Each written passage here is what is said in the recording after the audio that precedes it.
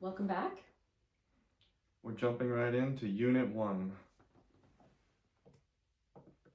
What is popular music? So this will just kind of give us a groundwork of what we're dealing with. It seems like an easy question, what is popular music? But let's try to define what popular music is. So Jamie, what is popular music to you? Yeah, this is actually a tougher question, I think, than you might think.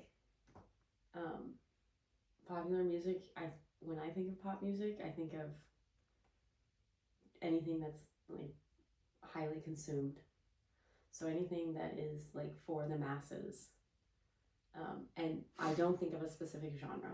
I think it cuts across genres and styles, which is really important, and that will kind of bear out um, in our studies this semester. Right, because country music can be popular music. Popular. Right. Rock and roll. It's very popular. Rap. These all could be under the umbrella of popular music. But what you said, I think, was important at the beginning. It's consumable. Yeah. Right? The songs typically short, right? 3 or 4 minutes tops. Could be played on the radio. There's a sense of simplicity, right? It doesn't necessarily challenge the listener too much. You know, Aunt Linda could throw it on the radio and enjoy it. You don't have to be a musician to understand it. Right. Also, there's usually lyrics, right? The human voice is typically associated with popular music. Yeah. Especially because it's dealing with pop culture and what is happening in the society at any given time. Right, and I think that's something to really keep in mind throughout the semester, is that the music is going to serve as a mirror or a reflection of what's happening in American society. So you said something about the length of songs that we would consider to be popular music. That is tied up in technology as it develops in the early 20th century. And this other part about like not having to be a musician in order to engage with this music. This is music that is meant to be relatable and accessible for anyone. So I think that will bear out as we progress through the historical eras in our studies together this semester as well. And we could talk about it more, but just an example of how technology, influences the music. Why are the songs 3 or 4 minutes long? Well, the records, one side of a record only used to hold, you could only fit 3.5 minutes of music. So that kind of dictated how long the songs were. Or in the case of like orchestral music, sometimes conductors would take unrealistic tempos. They would like play music really fast to try and fit it on one side of a record. So we'll see those kinds of things throughout the semester. It's pretty interesting. In the authors of our textbook kind of start with this assertion about access points, and they tell you, St. Norbert students, as the reader, that like, oh, you probably listen to music on your phone. That's probably your point of entry. And I think that's an interesting one too. We'll kind of come back to that, but I think this question, we could probably spend an entire week on just trying to answer this question. But to start the class, I think this is a worthy discussion topic. So we were thinking, St. Norbert students, find someone to talk to about this question. Like, when you think of popular music, what do you think of? Do you think of Michael Jackson? Do you think of country music? Like, what are you thinking about? What are the criteria? We listed a few things: durability, popularity, access. But see what your roommate or your family members, if you don't have anybody you feel comfortable chatting with, like ask ChatGPT, like have a conversation with someone about this question, just to kind of get, like you said, the groundwork laid, and asking some important questions that we're going to revisit throughout the semester. So chapter 1, melody. Okay, so before we dive into chapter 1, this is really important. One critical thing throughout the semester is how to go about listening to this music. It is important for anything that we're discussing or that you're going to read about. It's really, really important you listen to it, but not just one time. You got to listen to it multiple times, especially if it's music that you haven't heard before. So, what am I hearing? What instrumentation? Is there a guitar? Is it a male vocalist, a female vocalist? Is it fast? Is it slow? Do I hear drums? These kinds of things, yeah. So asking yourself those questions, which you might not be in the habit of doing that. When you listen to music, you might not necessarily be pulling it apart for like the structural elements, but start to think that way. That's something we'll practice throughout the semester. Also recording quality. Right. You can hear the old grainy ones. Okay, technology was still, in its infancy. Right. So the quality of the recordings will be something else to listen to. Right.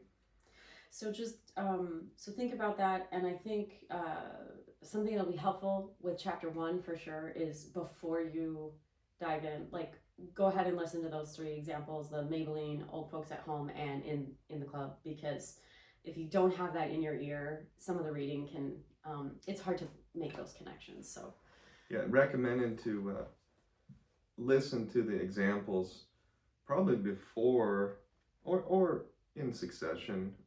And then again after you do the reading and watch the video and look at the slides. And we're going to be talking about the recordings, so probably helpful to listen to the recordings or even pause the lecture video, listen to the recording so you know what we're talking about. Yeah, and you can access all of the recordings in our course Canvas page. They're all organized by week and module under the recording heading. You'll see them there. So do listen often. Maybe the last thing to say about the listening process is that, and you already know this, you have expertise in this music and you know this to be true, that when you know all the words to a song or you have it, where you can hear it in your mind's ear, like you enjoy it more. It's way more fun to go to a concert and be able to sing all the words with your favorite artist than it is to go to a concert and like hear it for the first time. Which is a valuable experience, but like knowing the music and knowing how it goes in your ear is going to be really important. So some of this stuff that you haven't heard before, you're going to need to listen to multiple times. Okay, what is melody? The book defines it as a coherent, organized succession of single pitches, a series that forms a satisfying musical idea. It's very academic. That's the academic definition. Almost all music has melody, and you could argue that all music has melody, but we'll say almost all music has melody. It's the element that we're most often first drawn to, right? It's the tune. Yeah. The melody is the tune that you get stuck in your head. Right. Oftentimes the singer will be singing the melody. It's the most memorable and interesting aspect of the music, arguably. Yeah. And hopefully that's one of those things that you already know what melody is. You're familiar and comfortable with identifying a melody. I bet you learned about this in your elementary general music classes as a kid, like what is melody? Mm-hmm. But it is something that we're going to refer to throughout the semester, so it's important to have that vocabulary accessible. Right. And we don't mean to insult your intelligence. Some of you might be musicians, some of you less familiar with it, so we're trying to cover the gamut. Yeah. Well, let's do a demonstration Sure. of a melody. So Jamie's going to play the melody. I will provide the rhythmic component, and it should be pretty straightforward. Okay. 1, 2, 3, 2, 2, 3.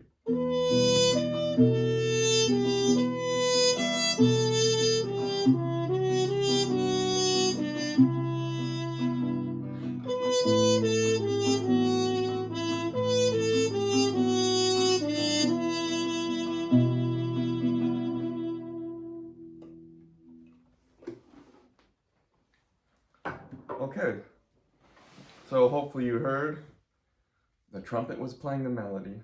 Okay? It's a musical sentence, notes strung together in a musical idea. So that's melody.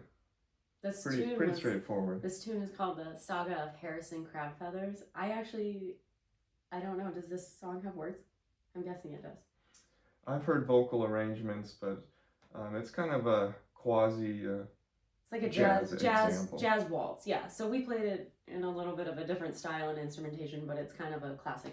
Stylistically, it's a jazz waltz. Just a way to show you the trumpet playing a linear melody. Yeah, okay? A complete idea. Okay. So that's melody.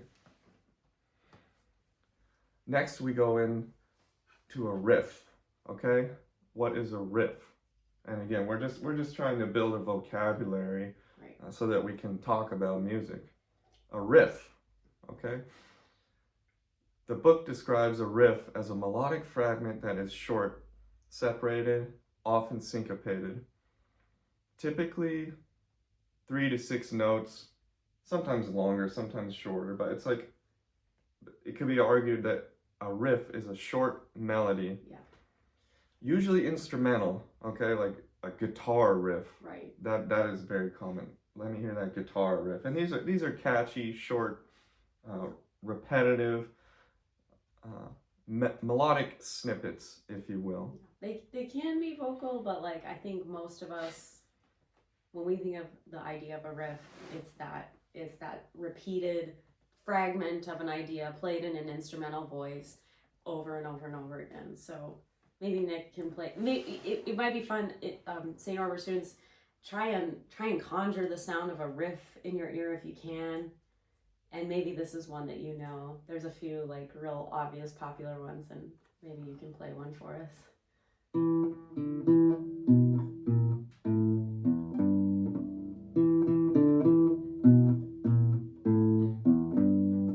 Okay, there you go. So there's an example of a riff for us.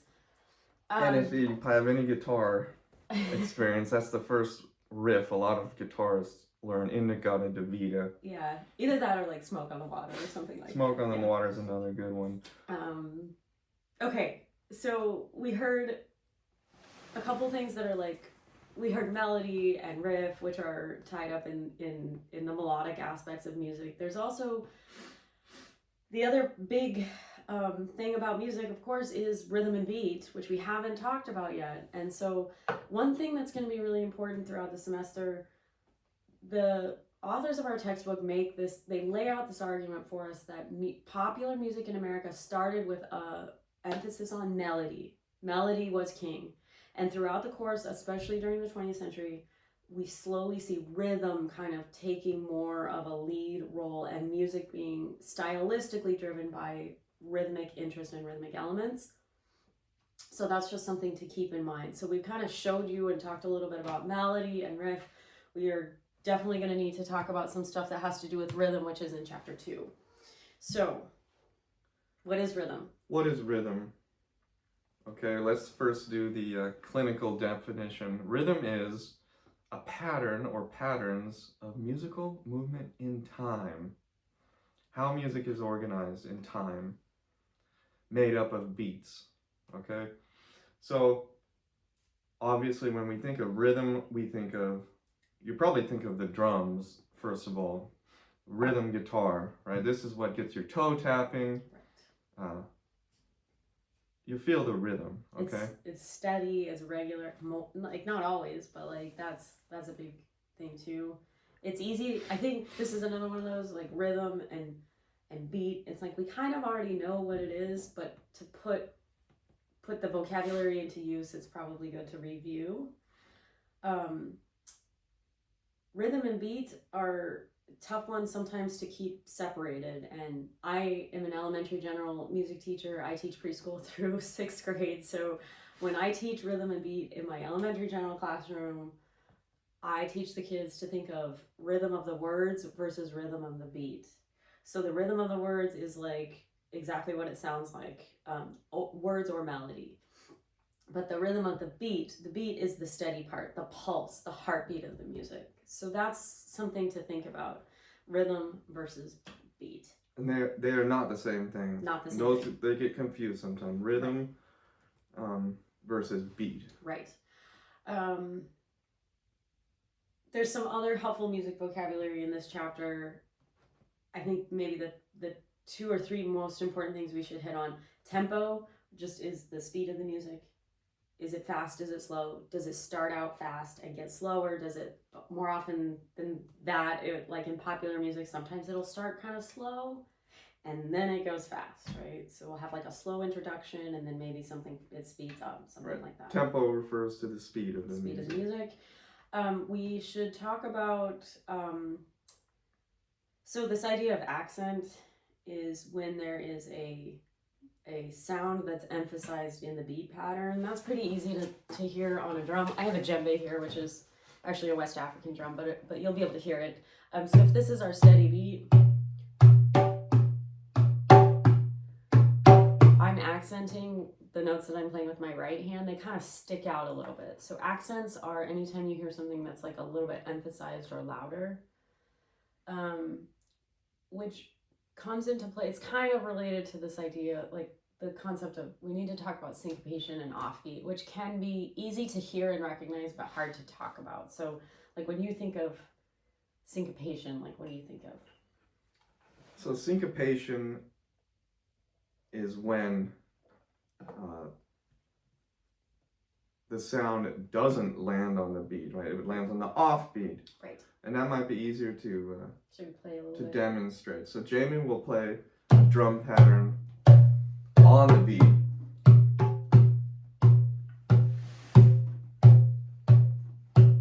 I will do offbeat.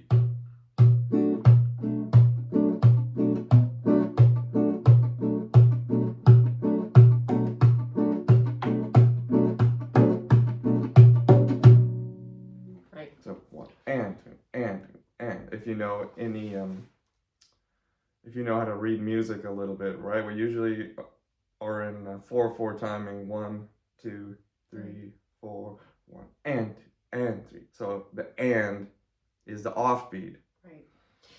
I think and the offbeat character that we were just playing, you hear this all the time. Like if you listen to any ska music, for example, you're going to hear that. But I think the thing with syncopation and offbeat aren't exactly the same thing. And True. And they have similar characteristics, but in my mind, syncopation is happening between the beats, just like offbeats we played, but then it like rights itself and it gets back on the beat. And it's oftentimes what makes the music sound cool or danceable. Yeah. Right? If it's all on the beat, it just sounds like a trudge, Right. marching along. Right. So it's kind of the syncopation, the surprising offbeat places that makes it interesting. And then the cycle comes around again, you land back on the beat. Right. And so that's interesting to the ear.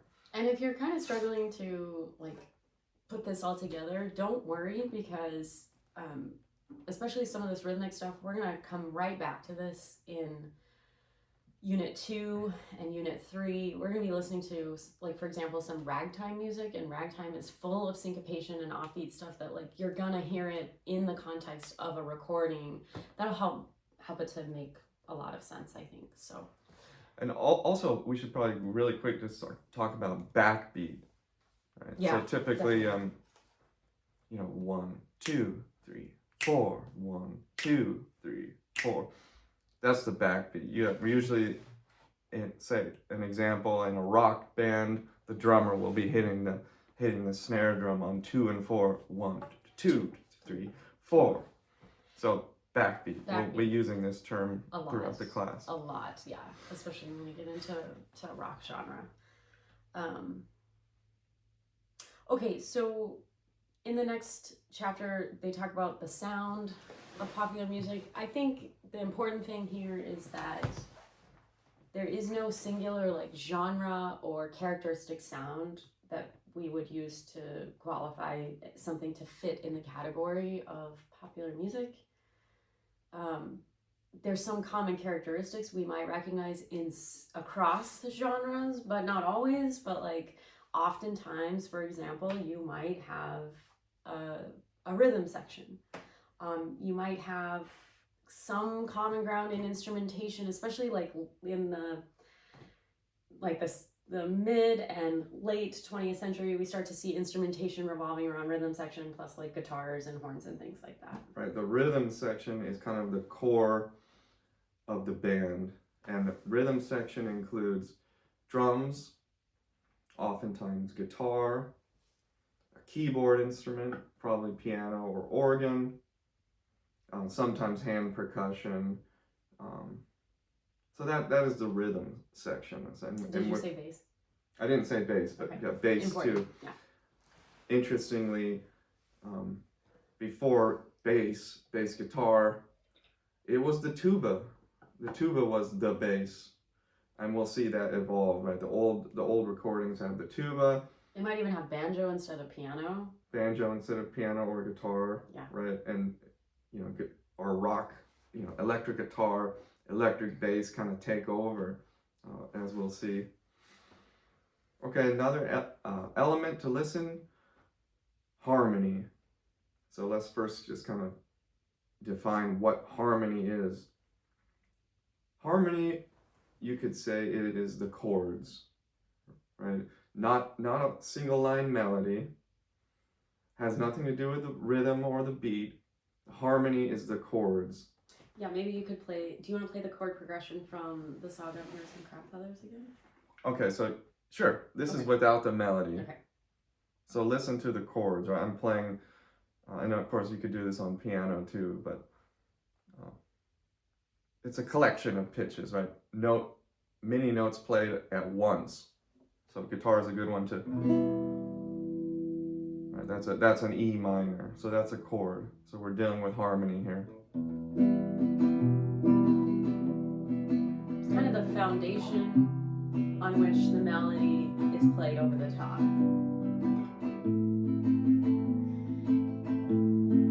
And really the interesting thing about this, so we have the chords and then you put the melody over the top. Let's do maybe one more time. Okay, 1, 2, 3.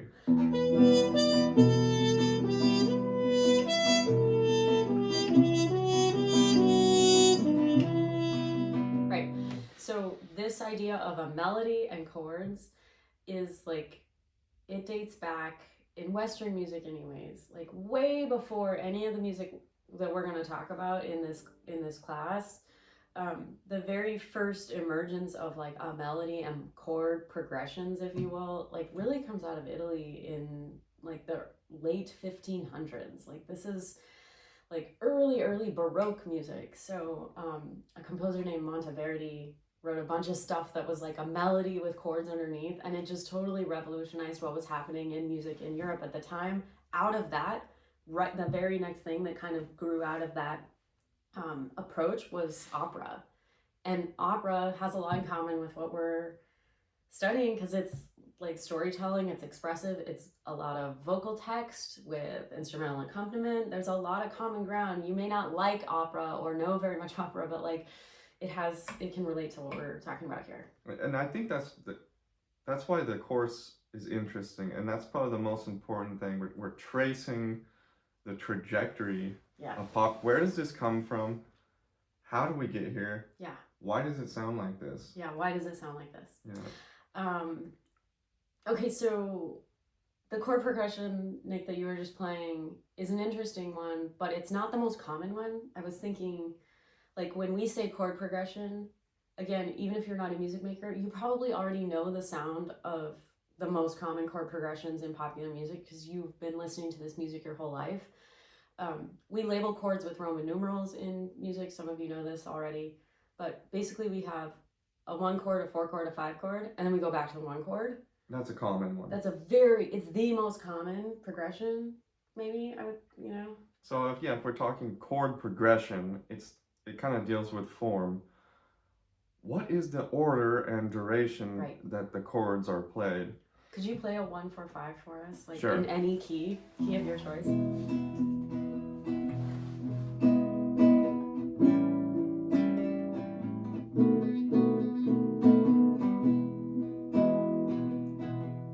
So here's 1. 1.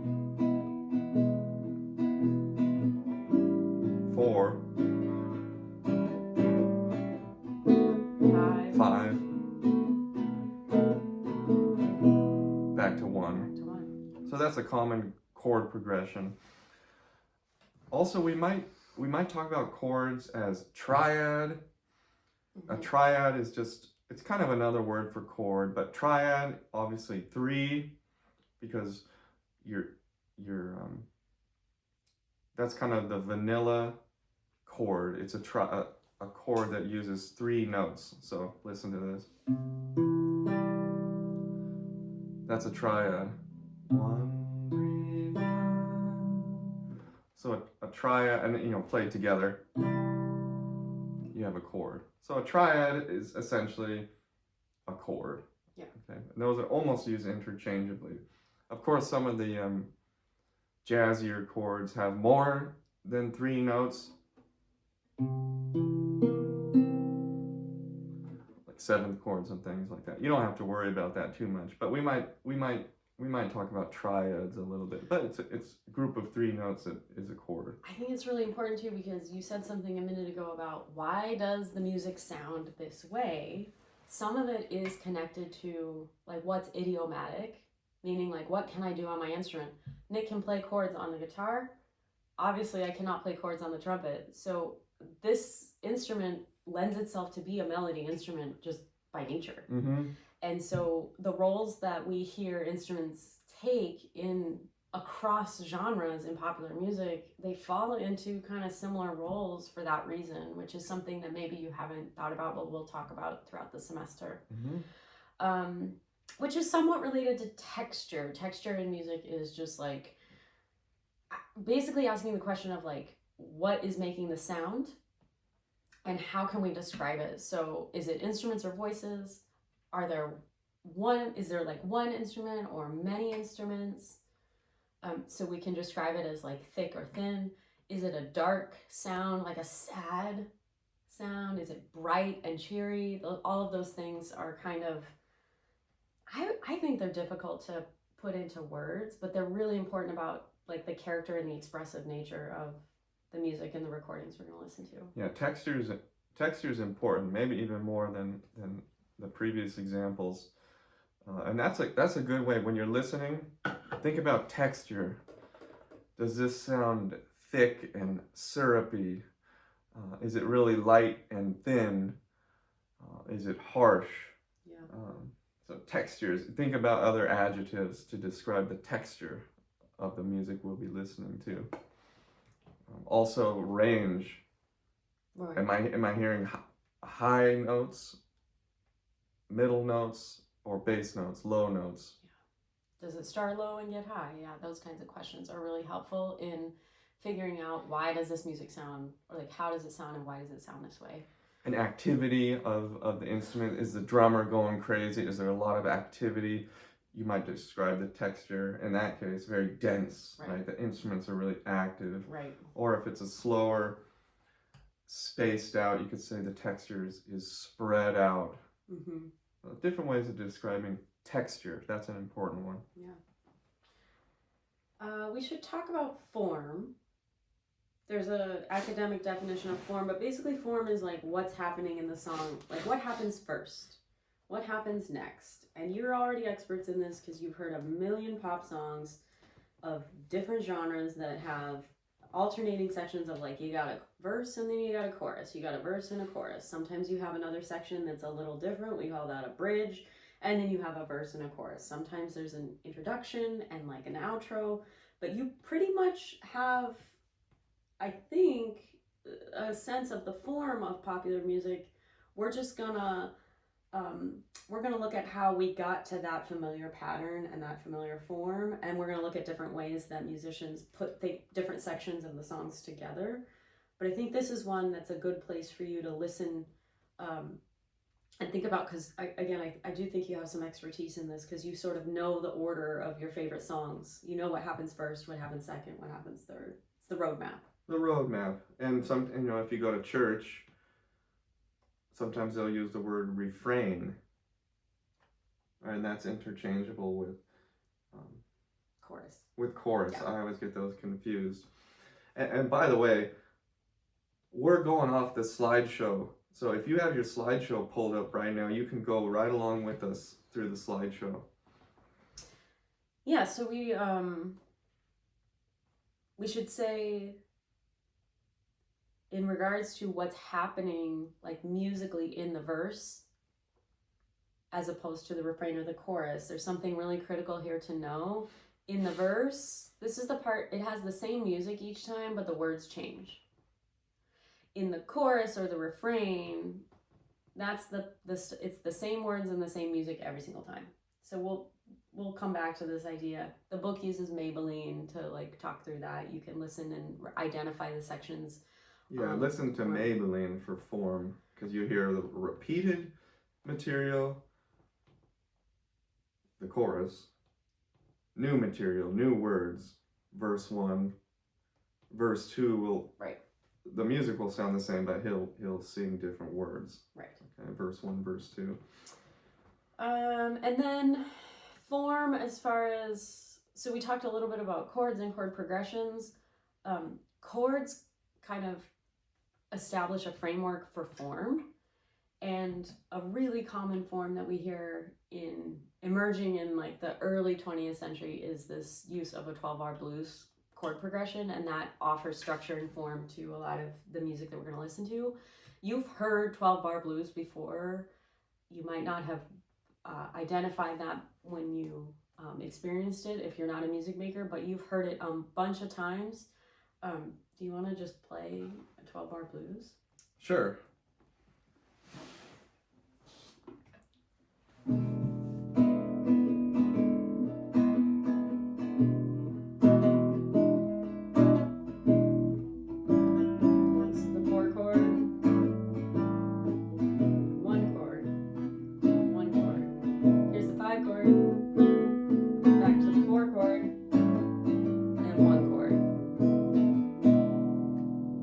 Over. So you get 4 beats. In this case, like we get 4 beats on each chord. So it's 1, 1, 1, 1. We go to 2 bars of the 4 chord, 2 bars of the 1 chord, a bar of 5, a bar of 4, and 2 bars of the 1 chord. 12-bar blues. This is super common, and we're going to dive deeper later into the blues, which is kind of a genre in itself, but the blues form, it's still used in pop music today, in country music, jazz music, and they're using the 1, the 4, and the 5 chord. Yeah, the 1, 4, and 5 chord. I think what you said is an important thing to just acknowledge, is that it can get confusing, because like when we say the blues, like are we talking about the genre of blues? Like are we talking about SRV? Or when we say the blues, are we talking about the chords that make up the blues progression? Are we talking about a feeling? Like when we say I'm singing the blues, that means you're telling your life story, and it's not a happy one. It's tragedy, it's tough, and that's why you're getting it out through music. Of course, there are examples of like happy, upbeat blues that we'll kind of like talk about and look at early on, but yeah, so some of the vocabulary that, especially what we're encountering in this unit, is there's kind of like multiple meanings for some of these terms, and so it's okay if you feel like you're a little disoriented. As we encounter these concepts throughout the semester, we'll try and make those specific connections with the music vocabulary that best help to describe the examples we're listening to. And for blues with lyrics, we have a really common rhymed couplet. Okay, and the example in the slide, if you're looking at the slide, is the 3 O'Clock Blues by B.B. King. Well, it's 3 o'clock in the morning and I can't even close my eyes. It's 3 o'clock in the morning, baby, I can't even close my eyes. Can't find my baby and I can't be satisfied. Okay, so it sounds like a poem, but it's kind of a, like a limerick. That is the rhymed couplet that we associate with the 12-bar blues. But yeah, do check out that B.B. King recording of the 3 O'Clock Blues. And I think the way the text works, like with the rhyme, you have a line and the second line rhymes with it. And where that lines up in the chord progression, the second time, it feels very unsettled. Like you're like, ugh, this is not resolved yet. But when we get to the third line, which does not, it's not the repetition, in this case it's can't find my baby, I can't be satisfied. Like we come back to the one chord, and oftentimes we call the one chord the home chord. We get back to that one chord, you feel like you're kind of resolving. So the music behind the words kind of creates a little tension and then resolution. And that's the same thing we hear in the rhymed couplets with a lot of lyrics. They work together. They do the same kind of thing. They create a little tension and then they resolve. Right. Think about that tension release. Yeah. Am I unsettled, or is this a relaxing point? Okay, last little bit here. We should say something about like style and label and genre, because this can get really tricky really fast, even with the word pop or popular. Right. And we've even argued about this many times. We've had this discussion. Because the class is history of popular music, not to be confused with pop music. Like, so pop, obviously pop music comes from the word popular, but not all popular music is pop music. Correct. There is an era in which pop becomes a genre, but it was not always thought of or used. That term didn't always mean that. You know, when we say pop as a genre, you might be thinking of Michael Jackson, the king of pop. Maybe you're thinking of the NSYNC song Dirty Pop. You know, that kind of thing. Like, that's a genre. But then, so it gets pretty difficult to put things in buckets pretty much immediately in the history of these popular musics, because these genres are so they're influencing one another, and it's in the change and progression of musical styles happens very quickly, especially as technology takes over. So it's hard to put things in buckets. Even like early examples with jazz, like jazz is a really problematic label. We can get into that a little bit later. Like, what is jazz? And it was the popular music of the time, right? The kids were dancing to jazz, but it wasn't pop music. So, you know, think about this. Think about genre. Is it jazz? Is it swing? Honky tonk? Country? Rap? Yeah. These are genres that all kind of they all are popular music, but they're not all pop music. And we'll deal with that later, especially when we get to the Michael Jackson unit and stuff like that. It's really tough though, because you said swing, and I'm thinking, well, I know there's country western swing, and I know there's big band jazz swing, and so if you're feeling St. Norbert students, if you're feeling a little uncomfortable with like how we're gonna apply some of this language, vocabulary, and labels, don't worry, it's okay, and we will just kind of address it basically like you said. Like, as we go, we're gonna come back to this, because it's a fun thing to debate and talk about. And that's pretty interesting, and I think important for the whole course is the overlap. Yes. Right, exactly. The gray area. Exactly. Well, this song kind of sounds jazzy, but it's got a country tinge to it, and at that middle part, the guy was rapping. So there's a lot of overlap and gray area. It's not all black and white, and that's fine, and it's great, and it's what makes the music interesting. Yeah. Okay, so maybe the last thing to say is, again, thinking about big picture things to take away from Unit 1. We're going to be looking for and identifying the ways in which melody and rhythm are working in the recordings we study throughout the semester. And we're going to notice that the role of melody is really, really critical and important in the beginning. And then rhythm kind of starts to take over and become more central as we progress through the 20th century. Likewise, when we think about origins, you know, people always say, well, the United States is a cultural melting pot, and of course that's reflected in the music. So early on, the very first music that we see that we would consider to be American popular music is really it's like an American version of European popular music. So we'll look at that and study that. There's simultaneously happening, of course, there's musical influences from African music traditions due to the tragedy of the transatlantic slave trade.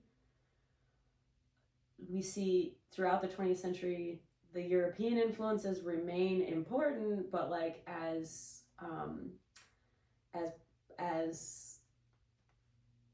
society and culture and the lived experience for a Black American musician changes throughout the 20th century, we see the influence of African musical approaches become more and more critical and important. And then 21st century is kind of like a mixed bag of like distinctive sounds and more innovation, and it's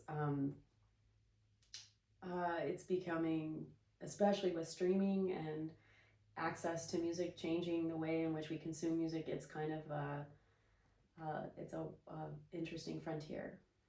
Right, so in a nutshell, emphasis on melody and harmony, European influence.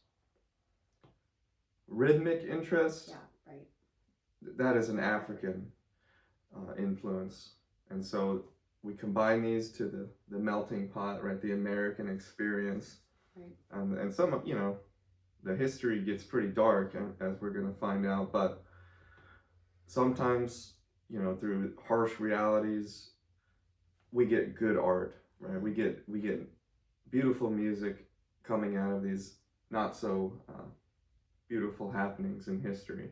Yeah. So that's important. Yeah. Melody, harmony, European, rhythmic, African. Okay, that would be in a nutshell. Yep.